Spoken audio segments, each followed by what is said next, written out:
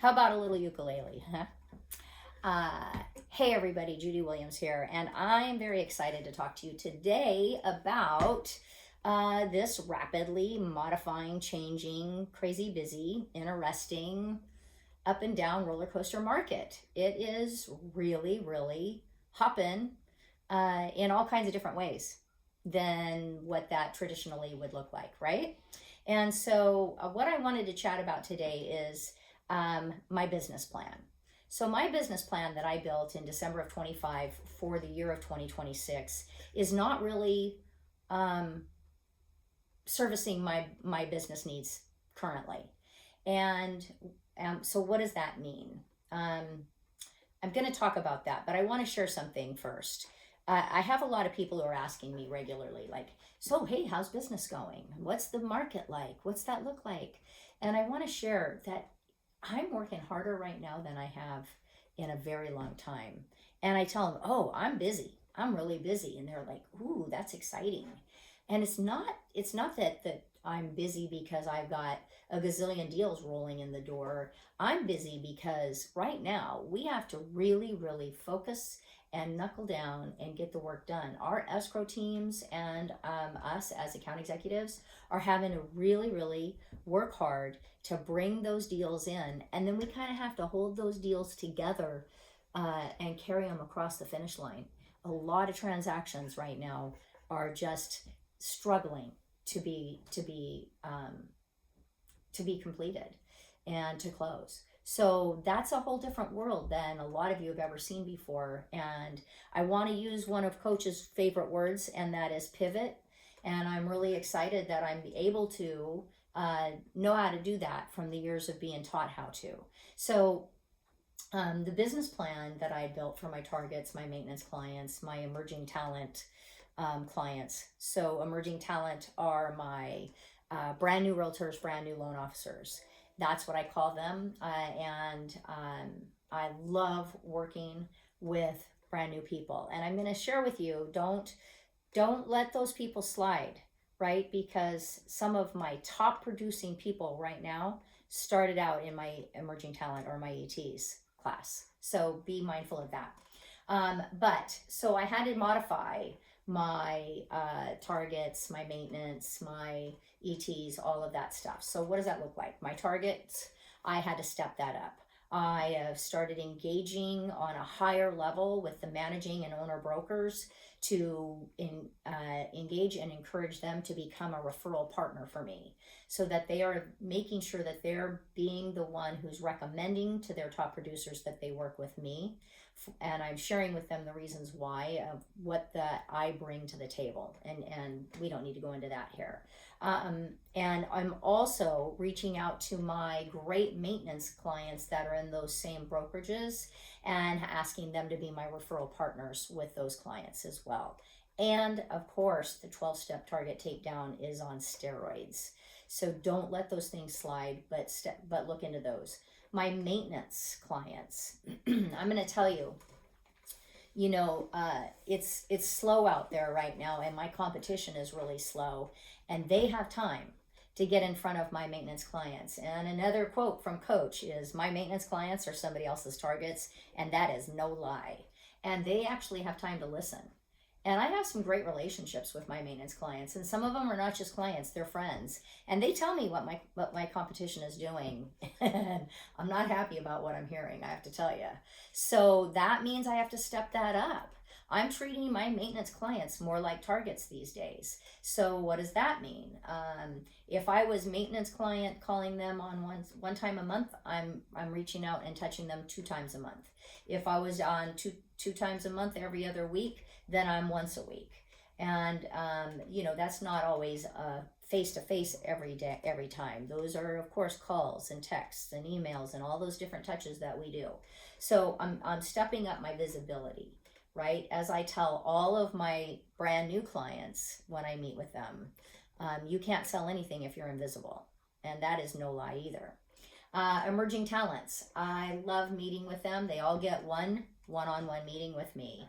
And that is where that's my measuring stick. That's where I determine, Are they going to cut the mustard, and are they going to fit in my ET class? So we do a one-on-one, we go through, I get to do the, give them my information. I ask and I do the Curious George stuff with them as to what got them into the business, what are they looking for, what are they going to be, what are their goals, all of those things. And then I move them into my ET mastermind class, and we meet once a month. So we do that, and that really takes a lot off of my plate, right? It simplifies. I'm not trying to meet with a gazillion people every month on something that is not the producing stuff, where I can meet with my new clients and my higher producers. So, we know what we have to do to make this thing work. We know what it takes to be successful in this business. We have to make calls. We have to return calls. That's a biggie. And in a timely manner. We have to make appointments. In those appointments, that's where we make our connections. Remember, we're in the relationship business, not the title and escrow business. We're in the relationship business. And the stronger relationship I build with my clients, the longer they're with me and the harder it is for my competition to steal them away. I've got to build those relationships. I've got to be available, and I like to be the solutionist. I really like to be the solutionist, and I've talked about that before. So how do we keep our focus? I got the opportunity to live stream the Tom Ferry summit the other 3 days.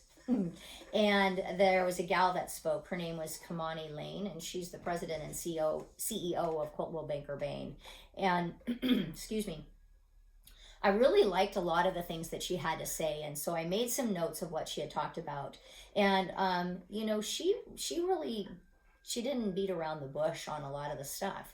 And I think what she had to say ties into what we do. The path that we have ahead of us is really hard. She said it was really fucking hard. She said frickin' hard, but we all know what she meant. The path is hard, and we need to never stop being in motion. And I liked that a lot because, as I said, we can't sell anything if we're invisible. And being invisible means that I'm being stagnant to me. That's what that represents to me. Stagnation, and not bringing to the table the things that my clients are needing and looking for. So never stop being in motion, but always with, intention and clear direction, right? We don't want to just be running around like a chicken with our head cut off. I also need to make sure that my time is purposeful and practical, that I'm following my day timer, that I'm setting those things out, that I know what I need to do, and that I'm not just meeting other people's needs, that I'm meeting what my business plan needs are, and that I'm prioritizing. And one of the things that I have to do, and she said this, and it really struck a chord with me, because we can look like we're doing a lot of great stuff on the outside. We can look like we're doing a lot of great busy stuff.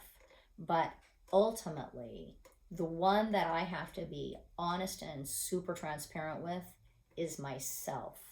I can BS a lot of people on the outside, but on the inside, I have to be honest and open and transparent with me, because I'm the one who's responsible for my success.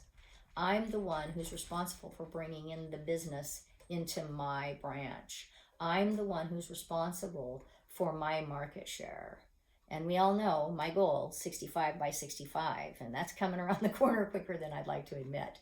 So being honest with myself, where do I spend my time? Where are the interruptions that I allow to get in front of me that I know are the things that trip me up? So how do I stop those? So what are those things? Are they too many interruptions that I allow? Are they the emails getting in my way? Are these the stop, drops, and rolls that Coach talks about? I need to figure out what those are and figure out what I'm doing about those. Be conscious about them and time block about it.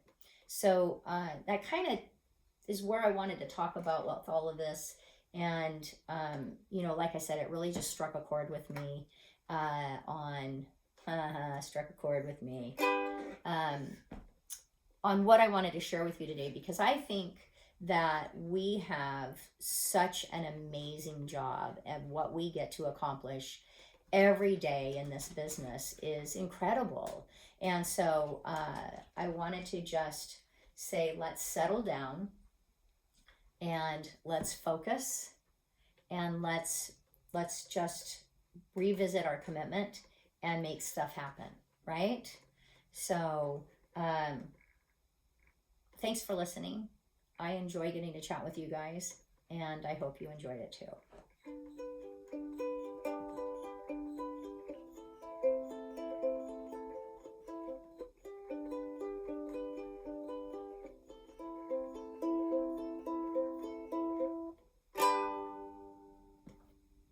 Go get some.